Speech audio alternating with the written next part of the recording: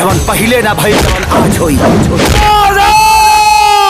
फिर से होगा भोजपुरी सिनेमा घरों में बवाल, जो कि करेंगे भोजपुरी के सबसे बड़े सुपर स्टार खेसारी लाल यादव, जो कि एक बहुत ही ब्लास्ट भोजपुरी मूवी आ रहा है, जो कि मारधार एक्शन से भरपूर पारिवारिक फिल्म है, जिस फिल्म का नाम है बोल राधा बोल, जो कि एक प्रेम कहानी पे बनाया गया है। इसमें खेसारी लाल यादव जी एक किशन के रूप में बने हुए हैं। जैसे कि आप देख रहे हैं कि खेसारी लाल यादव जी बहुत ही जानवरों से इसमें प्रेम कर रहे हैं। जितना इंसान में प्रेम होता है उतना ही। तो मेरे प्यारे दोस्तों, यह फिल्म कब रिलीज होने वाला है आप सभी को मैं बतला दूंगा अगले वीडियो में।